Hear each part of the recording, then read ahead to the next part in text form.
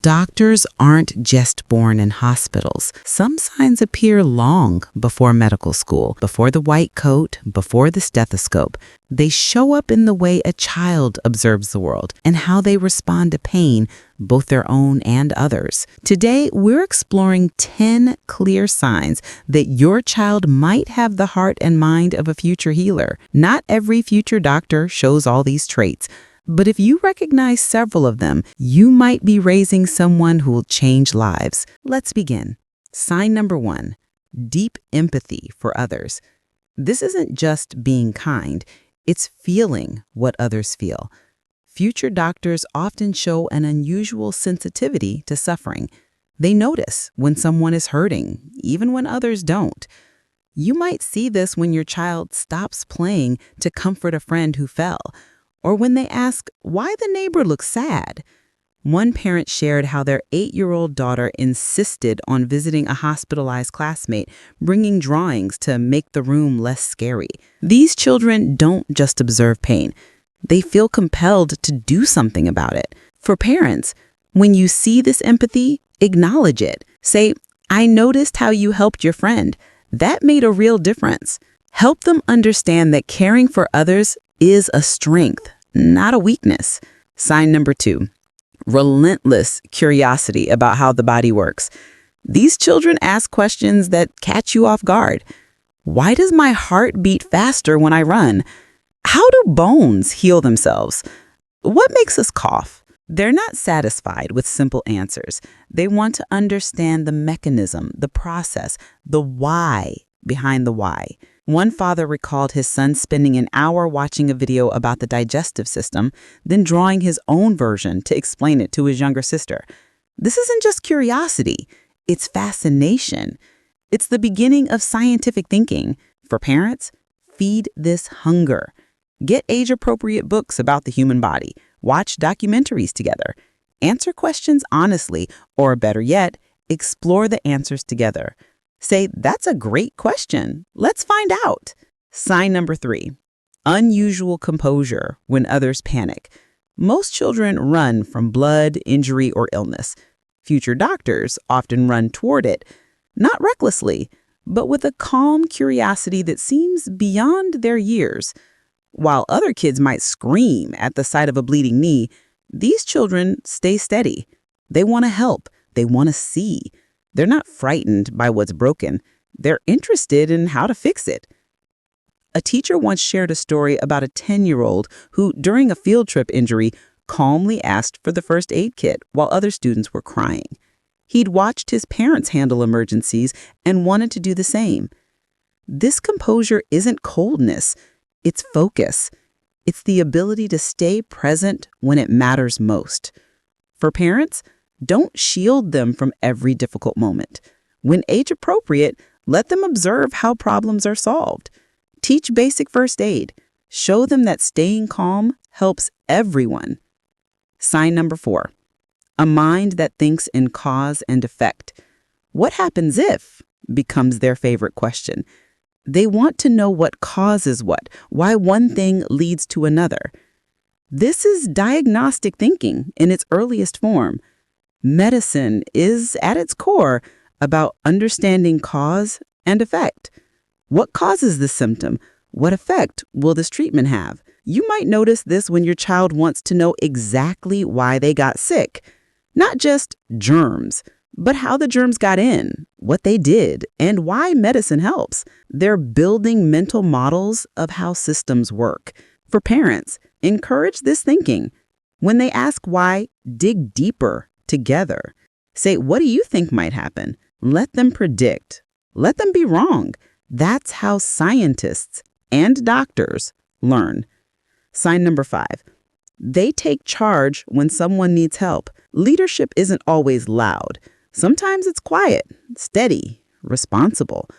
Future doctors often show this early. They're the ones who make sure the injured child gets to a teacher, who organize their siblings when a parent is sick, who remembers which friend has allergies. One mother described how her 12-year-old son created a schedule to check on his grandmother after her surgery, reminding her about medications, bringing her water, even keeping a notebook of questions for the doctor. This isn't being bossy. It's taking responsibility for others' well-being. It's understanding that someone needs to act and being willing to be that person. For parents, give them appropriate responsibilities. Let them help care for a pet. Trust them with small caretaking tasks. Show them that leadership and care is valuable. Say, I can count on you, and that matters. Sign number 6. They remember details others forget. Medicine demands precision. Future doctors often show remarkable memory early, not just for facts, but for details that matter. They remember that their friend is allergic to peanuts. They recall exactly when their siblings started feeling sick. They notice changes that others miss. Grandpa's cough sounds different today. This attention to detail is what helps doctors spot the subtle signs that lead to diagnosis. The slight change in color, the progression of symptoms, the pattern that reveals the truth. For parents, when they share these observations, listen seriously. Don't dismiss their attention to detail as overthinking. Say, you notice things others don't. That's a valuable skill. Sign number 7. They don't run from discomfort. Medicine is hard. It requires uncomfortable conversations, difficult decisions, long hours, emotional weight. Future doctors often show this early resilience. These are children who don't look away from difficult topics, who ask about death, illness, and suffering without flinching, who can sit with sadness without needing to escape it. A pediatrician once shared that she knew she'd become a doctor at age 9 after her grandfather died.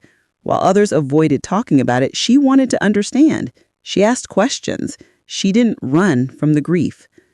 This doesn't mean they're unfeeling. It means they understand that some things are hard, and they're willing to face them anyway. For parents, allow space for difficult conversations. When they ask about hard topics, answer with honesty appropriate to their age. Show them that facing uncomfortable truths is part of understanding the world. Sign number 8. They keep going when others quit. Medical training is long. Diagnosis is complex. Treatment requires patience. Children who show unusual persistence often have the temperament for medicine. You see this in how they approach challenges. They don't expect instant success. They're willing to try, fail, and try again. They understand that mastery takes time. Visual, child building something complex, fixing mistakes calmly. One parent described watching their daughter spend 3 days building an elaborate cardboard hospital for her stuffed animals, complete with different departments. When parts collapsed, she didn't give up. She redesigned. This patience isn't passive. It's active determination. It's the understanding that important things take time. For parents, celebrate their persistence, not just their achievements. Say, I'm proud of how you kept trying.